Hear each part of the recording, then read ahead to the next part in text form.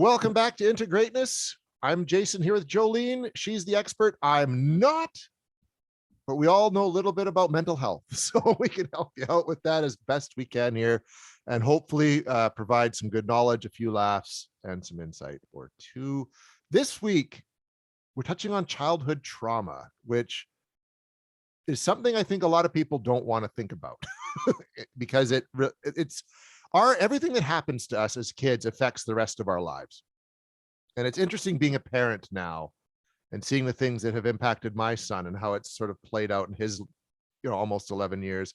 It's made me look back at my childhood and things that happened to me and how they've affected me even to this day, Jolene. And I know you've had yours as we all have, but you, from your like counseling therapist perspective, how big, like, what can you say about this? People will ask me, they're like, well, how far back you want me to go? I'm like, to the womb, baby. The womb. There is always like a place where our life starts a file. It starts a file on abandonment. It starts a file on I'm not good enough. It starts a file on rejection. It starts a file on fearful responses, attachments, all of these things. So when that file is first started very, very early in our lives, usually with primary caregivers and the immediate kind of situations around us, we keep adding to that file and we keep adding. And then all of a sudden we're like 45 and wondering why things are going on. And then you're like, oh, look how big this file is. Let's empty some of that out. That's really what that process looks like, especially from an EMDR standpoint. Literally emptying it out of the nervous system, the brain, recategorizing things, rewiring things, that kind of stuff. But, I even hesitate for us to even call this childhood trauma today, but I would say what we often like scan for is adverse childhood effects, adverse childhood experiences. So, what was the birth order that you grew up in? Did you grow up in a little bit of poverty? Was there a period of time where, maybe the primary caregiver in the house was ill? Maybe dad, like I think about when the mine went on strike and how stressful that was for families back in the 90s, because usually they were a one-income family back then when I was growing up. Things like that, right? So, did you have a parent who struggled with substances? It's not always about, were you sexually abused? What were these horrific trauma incidents that happened? A lot of it can be, I even think back to like my early kindergarten years. I was deathly shy. And what was really traumatic for me was going to kindergarten. I very, very significantly remember that time, separation anxiety, and what that looked like at that time in my life, and then where that played out in other areas as well. Friendships, bullying, all of those things, like all those things applied to me in my early childhood years, right? Would I have called it childhood trauma? No, I talked about like really shitty years in school when stuff was going on, right? But now when we go back and look at that and I see what I help people process through, I'm like, yeah, those are all traumatic events. We talked about this in the previous episode. They're negative and unexpected, confused, overwhelmed, and powerless. Typically in childhood, I'm going to say the trauma happens over a period of time. So it's not a significant event, a single time event like a car accident and things like that. Typically it's the prolonged. So it's relational, right? It's scenarios, situations that went on for longer periods of time. And as children, we are too little, not loud enough, not big enough to stand up for ourselves, too afraid. We want to please our parents, those around us. It makes our environment more peaceful when they're peaceful. There's a lot of like trying to regulate others around us so that we can remain regulated kind of thing if our adults can't do that for us. So that's what trauma kind of really looks like from a childhood perspective.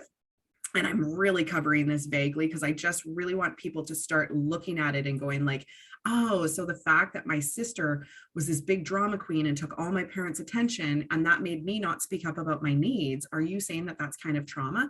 Yeah, it is, because it definitely impacts how you relate with other adults, your intimate relationships, maybe at work, because you don't want to speak up. You don't want to ruffle feathers. You don't want to inconvenience other people. You learned that when you behave nicely, you kind of slid under the radar because somebody else took the stage on some of those things. That's a perfect example. I help a ton of people work through those ones, So just kind of looking at it so that you guys can all think about like, oh, what areas in my childhood would have been impacted by some of these things? Jason and I, we were talking about this because we live actually in Kamloops. We both live in Brocklehurst. And in all of the same year, our elementary school burned down. our kids watched their elementary school burn down, and a few short months later a like military plane crashed in our neighborhood into somebody's house. They watched that happen. Everybody was off that day, they saw it happen. And COVID hit that same year, and since then it's still somewhat impacting all of us. And 2.5 years later, all of our kids have these jacked up nervous systems. We also have had forest fires throughout the last couple of years, some very substantially close to our city. All of the helicopters, we also live by the airport. Our children are hearing aircrafts all the time. I've helped a ton of people work through the trauma of that plane crash because there's so many helicopters and planes flying over our houses daily during fire season, right? Tons of them. Like it's nonstop, especially like last summer when we were surrounded by these fires, you know, and the ashes falling from the sky. And anytime they could fly, they would fly. And it would just be you just hear vroom, vroom for like hours and hours. Yeah, I remember one night my son was lying in bed and he said, Mom, I would be able to fall asleep if all these helicopters weren't flying back home, like because they all come in like 9 o'clock at night-ish kind of thing. And it was constant. So really looking at that, we were talking about how this is going to become, you know, if we still had textbooks in school, you know, 30 years from now, they would be talking about this pandemic. We would be talking about what all of this is. And are we helping them regulate their nervous systems right now? Well, I don't know. Most of the adults trying to do that aren't even regulated. So we're trying our best. But for the most part, this is probably going to play out later on, right? So maybe we learn like 20 years from now, when sickness starts to impact some of these children, there's this hyper alert response, you know, with hand sanitizer and masks and all of this. Maybe it brings back a whole bunch of that fear of like, oh my gosh, I remember when we were on lockdown, we couldn't see our family, we couldn't see our friends, we weren't in school, you know, like we don't really know how that's going to play out. On my social media page, I talked a lot about last year how to give your nervous system a break because we were covered in smoke all the time. We couldn't breathe properly. We were constantly triggered by the smell of smoke, the sight of smoke. You know, there was always this like yellowy haze in our windows. And I said, like, that is essentially leaving us in this like fight or flight response all the time. We weren't ever getting a break. We were in like orange red zone all the time. And if there was some way that you could get yourself into the green zone, so somehow play. So for me, I was lucky enough, I could take my kids out to the lake for periods of time, and cannonballing off the dock was like giving us 2 hours of nervous system calming and freedom and play to actually sort that out. So for a lot of kids, it is around play and all of the sensory related stuff that we stopped doing as adults. So the coloring books, the dancing, the Play-Doh, the playing in the dirt, the running around and kicking balls, that is so helpful for kids to regulate and process their traumas. That's why as adults, if we can get down and play with them, that's what we want to help them work through. So we really don't know what the effects of all of this are going to be, but we do know that like right now, our children are very impacted. And I think in our generation growing up, Jason, there were other things that impacted us, right? Our parents were emotionally unavailable. Almost everyone in our generation deals with like emotionally unavailable parents, dads, people who weren't necessarily there to regulate. We were asked to play very differently than kids play with their parents now. It was like, go outside. There was a lot of separation. There was a lot of wonderful independence, but there was also a lot of lack of co-regulation. Where we didn't really learn that from our adults. You know what I mean? I do. And here's an interesting thing, because I had my adoptive mother. She grew up, like she lost her dad when she was 3. So she was raised by a hard woman on a farm in like Saskatchewan during the Depression. Yeah.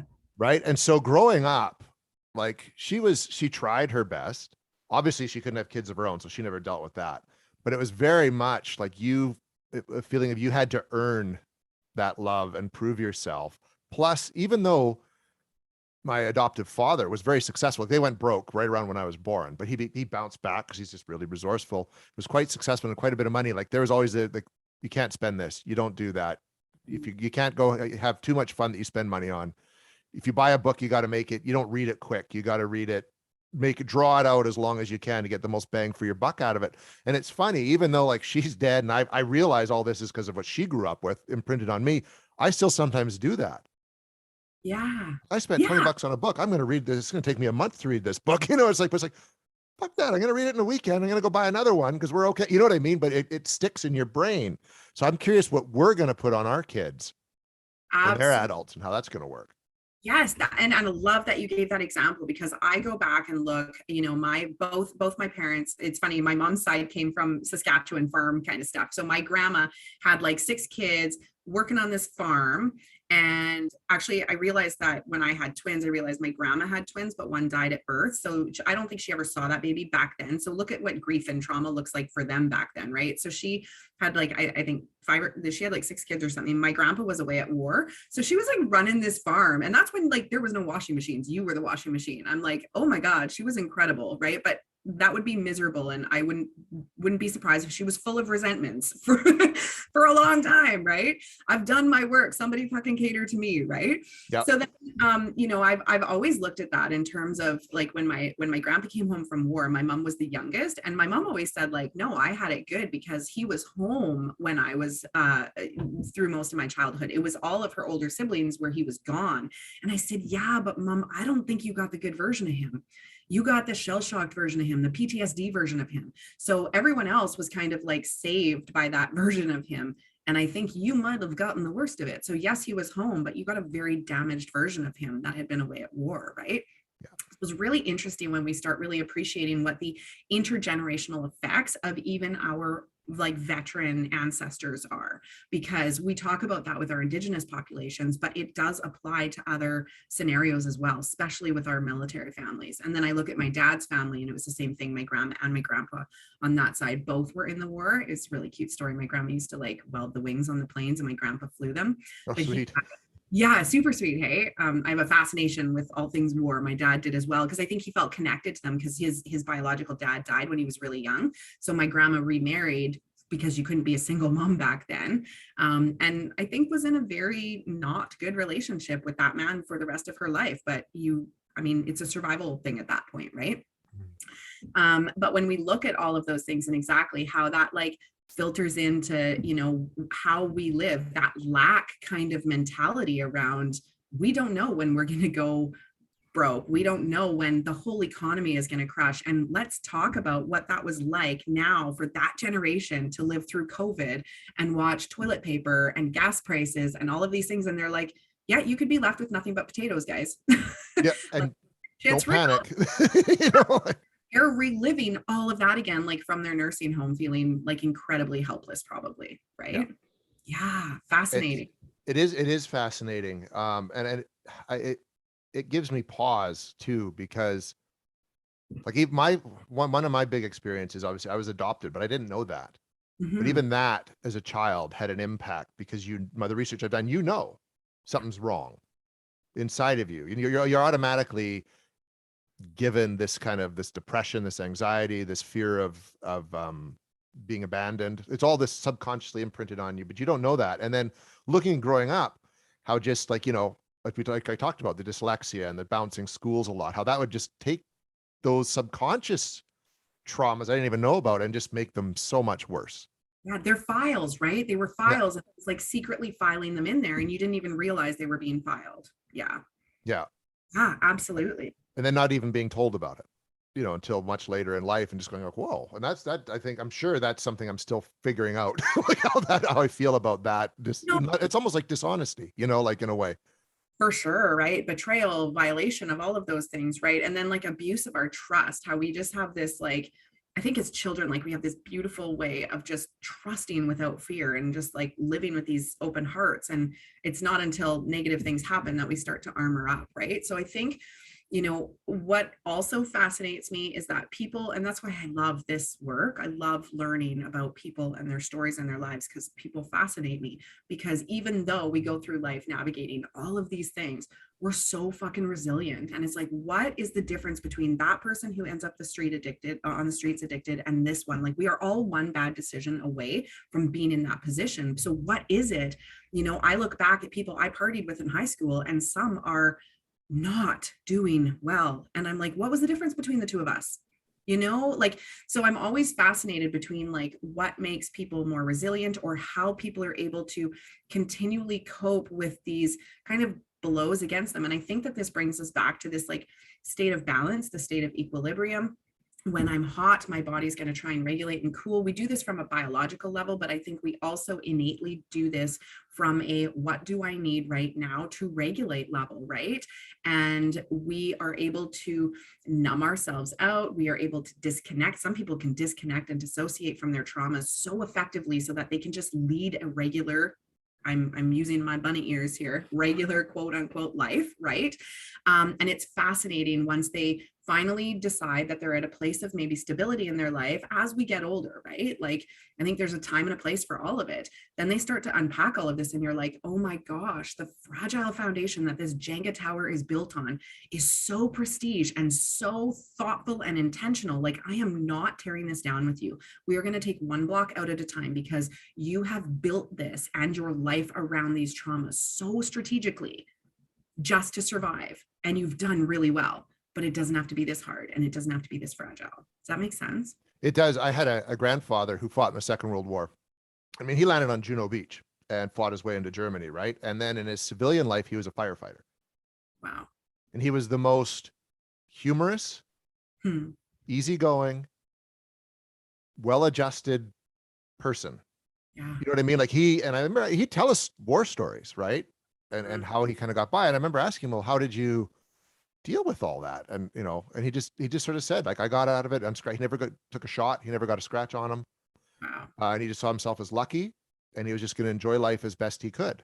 That was, you know what I mean? And he didn't watching action movies, or he liked comedy, so he stuck with comedy. But I remember going to see Saving Private Ryan with him when it first came out, and we sat in the theater and we were watching it. Of course, that beginning 30 minutes is the recreation of D-Day. And about halfway, like, I'm watching it and I'm almost feeling traumatized watching it, like, because it's just, Spielberg does such a good job. But halfway through that, he leaned over to me and he went, that's exactly what it was like. Yeah, it is. It was. You know what I mean? But for him to sit and watch that and not break down, like, I don't know how he did it, how he could just, I think he did it more inside you, and he wanted you to watch the movie, but like inside, I think he probably just completely shut it down. And I wonder if there's a bit of that like alter ego kind of effect where you just create this character of who you were back then, and you completely detach from it and you leave it as this character, almost like you were a superhero. You were Captain America, right? That was that job, that was that costume, and I'm completely disconnected, and now I'm just wearing my shorts and tennis shoes in the movie theater or something, right? He must have, because I mean, he was a young man of 17, 18 when he was in the war, right? So wow, he must have just somehow taken that part of himself and just turned it off. Yeah, because that's not the common story. I work with a veteran who's been pretty public about his story on my social media page, and the work that we have done together has been so transformative at this later years of his life. But the flashbacks and like almost daily impacts of what would come back for him, night sweats, terrors, all that kind of stuff, was so intrusive. Yet still woke up, this again, that fascination piece, still woke up every day, going to work, having a normal job. But even before we look at those traumas, like I talk about my dad's death as being a catalyst in my life, but there's plenty of things when I actually go in and tidy up my earlier, like my experience of life to be a greater, better version of myself now. So much of that happened way before that, right? There was bullying, there was rejection stuff, there was me being really shy, there was lots of times of feeling powerless, negative, unexpected events where you feel confused, powerless, overwhelmed, all these kinds of things, I even think about a time where like my mom and dad, sorry if this isn't, sorry, mom. But like they had an argument, they got in a fight, and my dad like took the truck and camper somewhere, and that was like, oh my God. So of course, as a child, you're like worst case scenarioing everything, right? Because again, my mom's not going to really tell us the details of things, but in that moment, I was like, I think he was gone for like 5 days or something, right?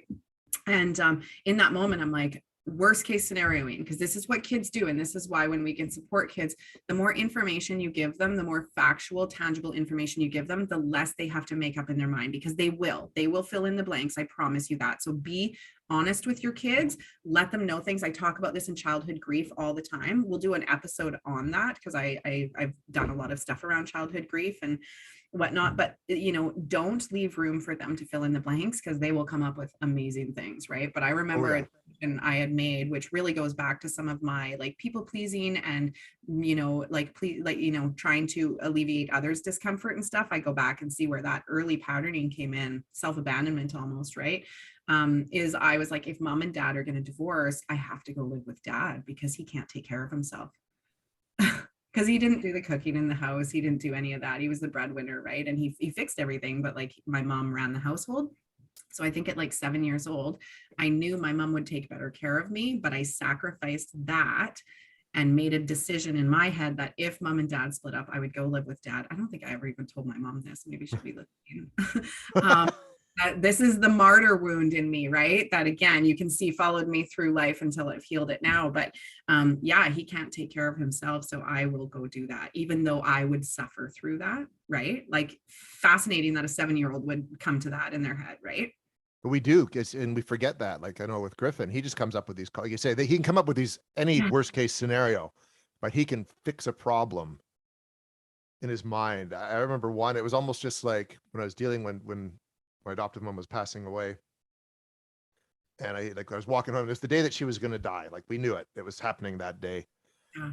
And he just his logic, like we're walking along and we're walking home from school. And usually his mom would pick him up, but I picked him up because she was up going to see my mom. And I kind of said to him, like, he's like, why do you pick me up, Dad? I said, well, mom's up at the hospital right now. And I was up there earlier and it looks like Nana's not going to make it. Like, this is it. The day she's going to pass away. And I said, how do you feel like about that? He kind of watched, like I said, she was a hard woman and she had her issues. I said, how do you feel about that? And he goes, well, Dad, when the dog dies, I'm going to be really sad. And he goes, but Nana wasn't really a nice person. So I think that's okay. And he nailed it on that. Whereas I couldn't say that, even though I kind of in a way mentally was like, yeah, I agree with you. Yeah, you were socialized that. And you know what the coolest thing there, Jason, is like how you would have responded to that. Because if he didn't feel safe to say that or felt like it would have been wrong, he wouldn't have said it. But what he said was actually very true to him, right? Mm-hmm. And just space and acceptance for that is so key because most parents' reactions would be like, you can't say that about Nana, right? But just letting that be and like, that's a wise observation, buddy. You know? Yeah, that's what I said. Yeah, that's fair enough. Yeah. And when we looked at like the piling up of the childhood trauma and some things like that, like especially for our kids, like locally and all of the things that added up through that whole 2.5-year span, my ex and I were going through a separation. So we were still living together, but very strategically starting to separate things. And the kids were aware of that, but it happened so slowly that there was no significant event that was just like, oh my gosh, our family split up. It was a very gradual process. And even then it's been mostly amicable from both of our parts. So there wasn't ever this like significant event that they could just lose their shit over. It wasn't until about like 2 years in kind of thing that our family cat died. And my kids, their response to that was more than just the cat dying. And I realized that that was like the Trojan horse to everything they had been carrying, because there was finally a tangible event where they could lose their mind. And they still talk about Tapper's death. And she was my cat of like 17 years. They didn't even really pay much attention to her, to be honest, but it was a very tangible event finally, because even in our separation, there wasn't a tangible event that was like on this day it happened. I remember it, like even moving, Chad into his house, I would take the kids over there and I'd set up their rooms and I'd take them over to there to play when he wasn't around. And we just like established 2 homes, right? Then there was always this kind of fluid overlap. So that, looking at for kids, where are they making sense of things? Where are they storing it up until that big event? Kind of like the vicarious trauma thing we talked about, all of it builds up. And then all of a sudden there was like the one tangible event in your life that just like exploded it all. Same thing for the kids. And so much of that through COVID and all of the anxieties and witnessing us going through these things and trying to be like, no, it's okay. Right. Well, they smell bullshit a mile away. Like, they are so energetically connected to us and they're so attuned, because here's the thing with kids, they have to observe their parental units and their environment around them, because they are always scouring, what do I need to do to make this more comfortable? If I act this way, mom's not going to lose her shit. If we do this after dad gets home from work, he's not going to get angry. So they're always regulating around others. This is why we look to control scenarios around us to keep ourselves more settled inside, because as kids, We always have to do that. And that's why we're so adaptive and, resilient in some of those ways, because we're constantly adapting to our environments as kids. So they are always looking at our mood state, our emotional state. My kids, I have a way more fluid expression of things since I have not numbed out at my government job, right? Like I really softened up, but also since my home environment became much safer for me to truly just be me. So I cry when I want to cry now, and I dance when I want to dance, and I just freely let all of the emotions come through. And there will be times I don't even realize I'm crying, and I'm like cooking dinner and listening to music or something. And my kids will be like, Mom, are those happy tears or sad tears? And I'm like, oh, let me check. Because I'm actually not sure. I'm like, these are like kind of grateful tears. I'm thinking about good things in the future that I want to come. And I think I just got really happy, tearful about that. Because often like this stuff will happen, but it's really interesting that they want to clarify and double check because they don't know what to prepare for. Are they prepared for, mom being sad? Are they prepared for something good? They are literally looking to prepare themselves. So that's kind of the other piece with Griffin there, and all of that is like, how's dad going to respond to this? Is this a safe place? Any of those things. Interesting stuff. And I think maybe we'll leave childhood trauma for now. So I'm sure we'll come back to it 1,000 times. We've got so much stuff here. A lot. Yeah, we'll reference it a lot through here. But we're just sort of setting the groundwork for everything that's to come as we go along here. So this is kind of, we're touching on, yes, some topics, but we're going to revisit them down the road because they all intertwine. They do. They're all pieces of the puzzle that make this beautiful mosaic of our life. Oh, I like that. That was a very poetic, flowery way to sum that up. We're back next week. We haven't decided what we're talking about yet next week, but we have something pretty cool for you. Until then, I'm Jason. I'm Jolene. And we'll be back again.